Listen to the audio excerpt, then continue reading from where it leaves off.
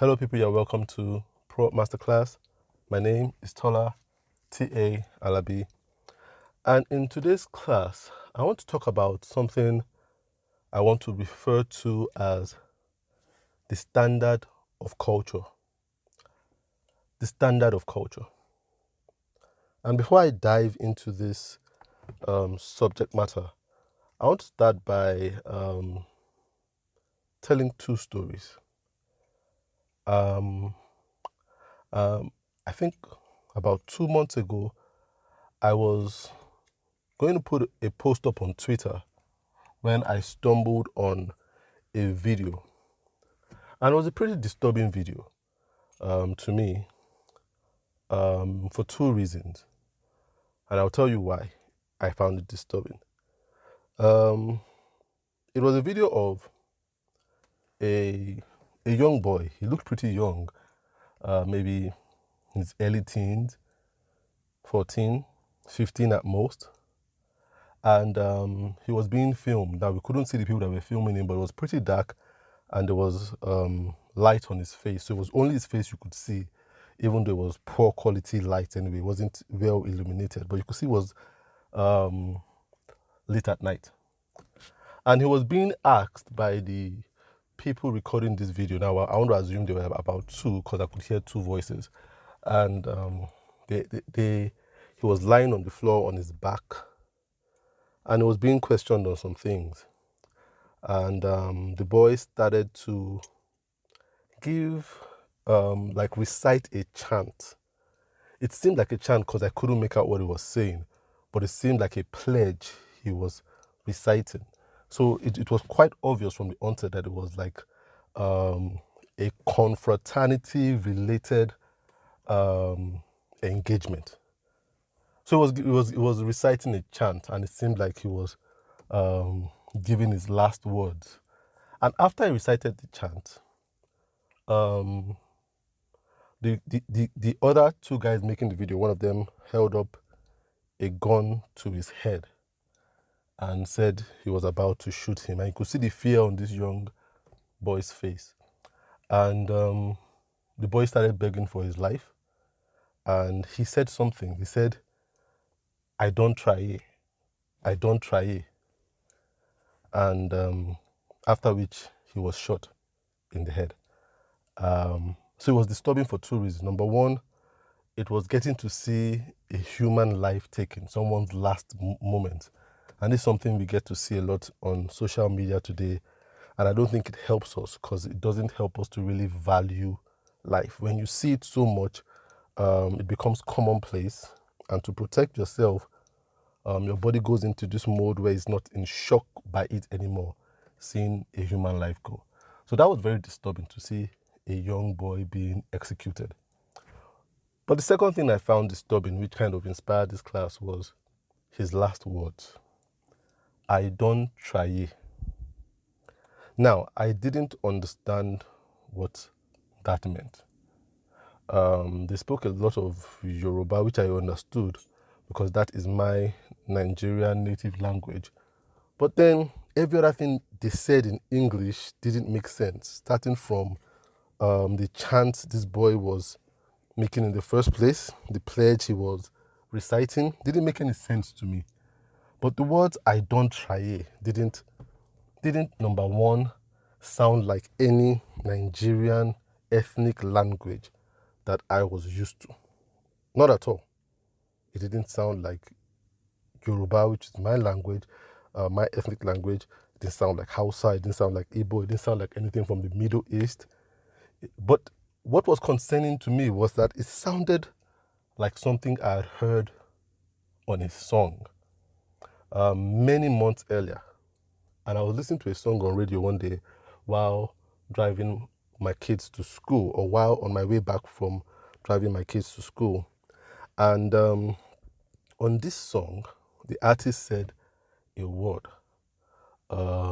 "travailler." And I said, what does this word mean? And where do they even get these funny words from? Travailler, "I don't travailler." I said, what does travailler mean? And I tried to Google it, and I saw that some other people had asked that question too. What does travailler mean? And I got to find out from some articles, meaning to get lifted up, to go above something, or to get high, to get high on drugs or something like that. But it had to do with a lifting, and that word sounded very similar to the word try. And with language or languages, you realize that you can tell where one word comes from. You can tell the origin of a word just by how it sounds familiar to other words. So you can tell cultures that are kind of similar. So you see that a lot of people that have that Edo kind of some of their words sound like Yoruba, and you can tell because they kind of come from the same root. You understand, sons of Odudua. And I'm sure it's like that with people up north and people in the east too. You can tell the people that are kind of familiar to you with the languages because some words kind of sound alike, so they look like they're in the same family. So for me, that word traye sounded like the word trabaye, and I don't know it was very concerning because I was like, where do these artists get these words from? Did they just churn up these words? But then it was concerning because it now meant that there was a possibility that what we were singing as innocent citizens by popular artists could have been confraternity lingo. And I was like, how did we get to this place where confraternity lingo seeps into our everyday conversation? And this way I'm going to talk about the standard of culture. I said I was going to tell two stories. Now, the second story I want to tell is something that happened earlier in the year too, some months ago, when the NBA, the Nigerian Bar Association, had their national conference, which they have every year, most of the times in Abuja. And at the end of the conference, they have an artist come around to entertain this group of learned people, professionals. And this year they had an artist called Portable, who has been, over the past 2 years, has been on the rise in terms of popularity for his very controversial songs, his very outspoken nature, and he's an interesting character, to say the least. But he was invited to sing or to perform, and with Portable, you never know what you are going to get.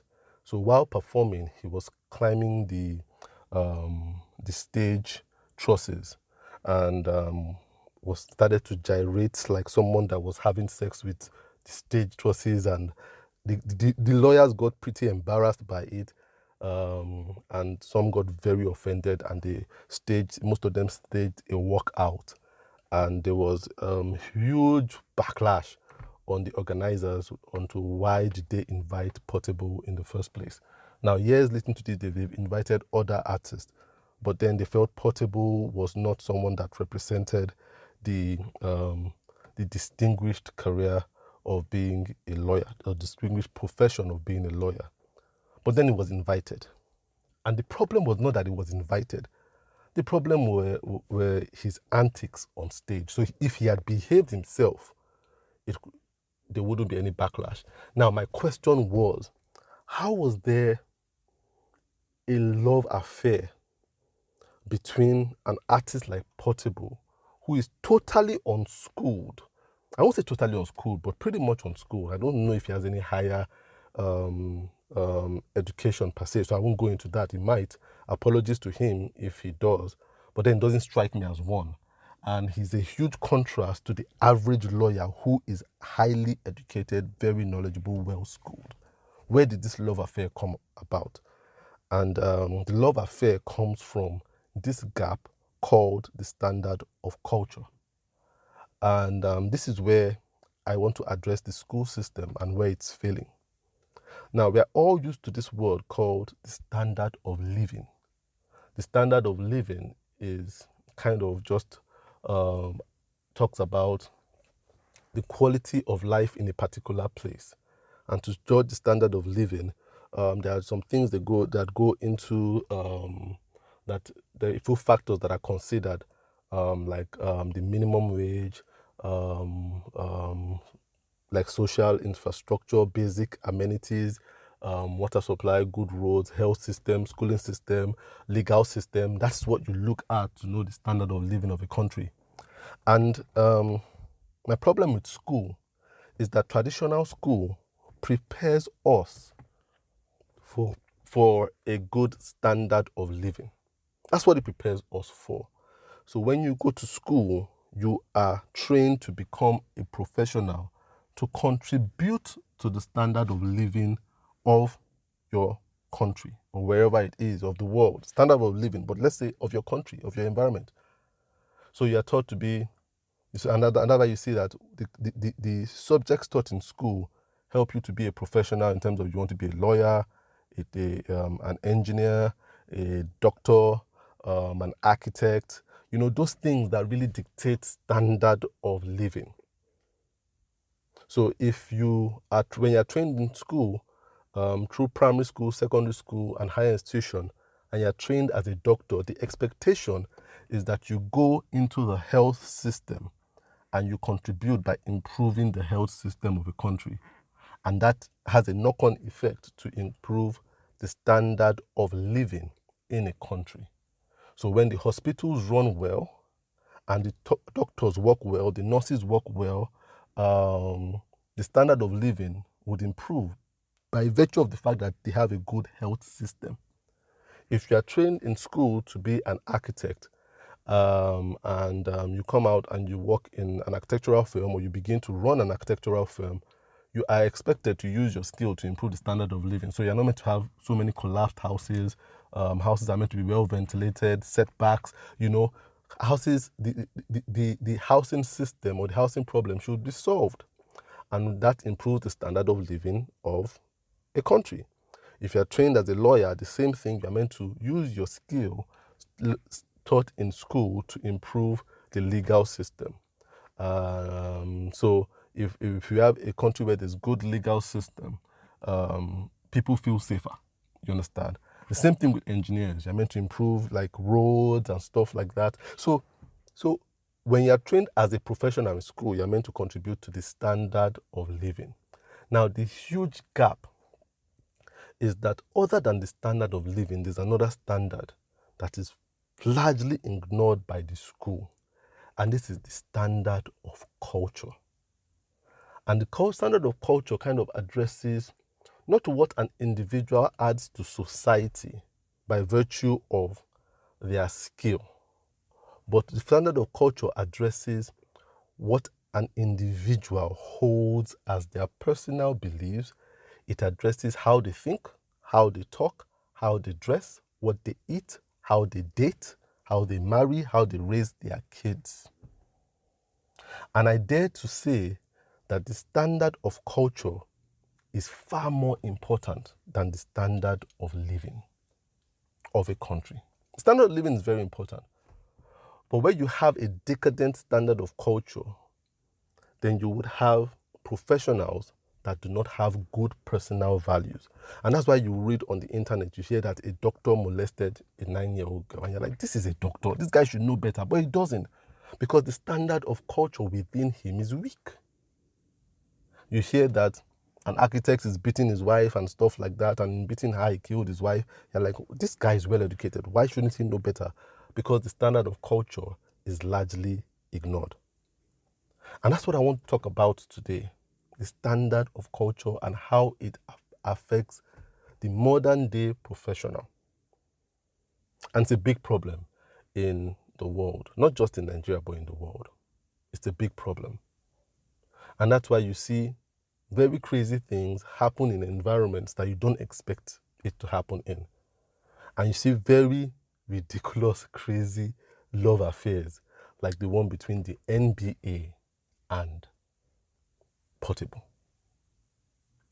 Now, without judging Portable, I cannot blame him and I cannot blame other artists that kind of put negative cultural influences in their work in terms of promoting an awkward sexual relation with the opposite sex, promoting vile languages, and doing really, really obscene things, I can't blame them, because the school system, which is meant to form a man, did not address them, wasn't made for them. So what are the occupations, just like being a doctor, being an engineer, being a lawyer, being an architect, being a soldier, can affect the standard of living? What are the occupations that influence the standard of culture? And they are more in the arts. So you have a musician, singers, songwriters, entertainers. They influence the standard of culture. Actors influence the standard of culture. Dancers influence the standard of culture. So they're more in the arts. Visual artists influence the standard of culture. And we can see that when you go to school, these subject matters are not given a central role. At best, the good schools would have dancing classes as a club done once a week, and mathematics done at least 3 times a week. Art class, a lot of times, is once a week, or it's a club. It's optional. You can choose it or not, but there are not a lot of resources that go into that, unlike English class. Acting class is not even recognized in the early years of primary or secondary education, but there are people that feel a calling to be actors. Music class, one class, doesn't carry a lot of units, not very important. It's like a side project. It's not given the credence like it should be given on like science class. So it's not looked at as important. So people that have a huge affinity towards these things feel left out. So they do one of 2 things. Number one, if the school doesn't address it and the school tells them it's important, what they do a lot of times is compromise. So they drop their affinity for art and music and decide they want to become doctors, lawyers, engineers, architects. Or what they do, which is very common in today's world, is that they will decide to drop out of school altogether and decide to learn on the streets, which is a dangerous place to put a person with a passion but no direction, the street. So what do they pick up from the street? They pick up a lot of dirt and murk and a lot of mistakes, which sometimes is never corrected and now influences their art. And their art is now consumed by the professional, because every human being has a desire or affinity towards art. Arts in terms of visual arts, arts in terms of entertainment, arts in terms of music, arts in terms of acting. Every human being has a preference for music. Every human being has a preference for art, for visual art. The style might differ, but everyone has a preference. Everyone has a preference for some form of theater art or acting. Everybody likes movies. Everybody likes music. Everybody likes art. Everybody likes fashion. So everybody is conditioned to consume culture. But then the person propagating the culture is not cared for by the system and is left to learn on their own. And that is why you have artists that are propagating culture that we see as cultures that are full of vices, because they've learned this culture not from a controlled environment, but from the wild environment of the street. And the wild environment of the street is a very harsh school. It's a school that leaves people with a lot of scars that cannot be healed. And that is now transferred to the modern day professional. And that's why you see in Nigeria, we keep churning out professionals that should improve the standard of living, but they don't do it because they have a faulty standard of culture. So the doctor, who is meant to have good ethics, listens to music that dilutes those good ethics, and then goes to work, and he becomes, you see, a doctor who is a Malian, or a lawyer who is a Malian, and then doesn't pull up his pants, doesn't wear bra, doesn't wear belt, but he's a doctor. You understand? You see a doctor using very brash words, a lawyer using coarse words, you understand? They have a woke mentality because the standard of culture is what has developed what we have as this woke mentality. They have a woke mentality. You go to a group of professionals and you expect them to act better, but they cannot because it's the culture that controls a man. But the culture is not catered for by the educational system. And that is the problem. You see, there is no problem with Portable going to present at the NBA annual conference concert. No problem. But the problem started way earlier on when the school system did not accommodate someone like Portable to teach him to hone his skills and to be proper in his expression of his art. So he does it in the way that he has learned from the streets, which is, as I've said earlier, a very crude way of teaching someone to learn. It's like you keep a dog within the house and you train the dog. But that dog that you trained within the house is very different from a dog left to walk the street. A dog left to walk the street would not by its nature, but by its experience, be destructive. By virtue of the fact that it learnt in the wild. So it becomes a wild dog. So the wild dog is not bad. The dog we call wild is not bad. The problem is that it was not catered to. So when we don't cater to standard of culture, what we have is professionals using confraternity language that we don't understand where it comes from, and we don't question. We imbibe it, we sing it, we chant it, we teach it to our kids because the standard of culture is faulty. So I guess what this class is trying to address is to challenge the educational system, to make more room for the arts, make more room for things that influence culture. The educational system needs a drastic overhaul of its syllabus and subject matters we are addressing, because obviously it is not helping us to build a better society with better values. The educational system is archaic. As a matter of fact, the educational system has overburdened us with a need to build the standard of living. But because the standard of culture is bad, the standard of living, the professionals who build the standard of living doesn't know how to anymore, because internally the value system has become warped.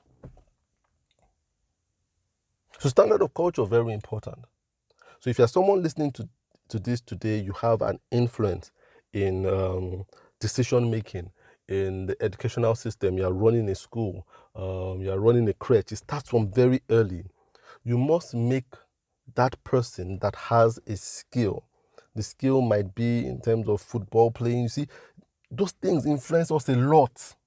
A lot of people are more, if you look at social media, a lot of people are following Cristiano Ronaldo than are following the world's #1 heart surgeon.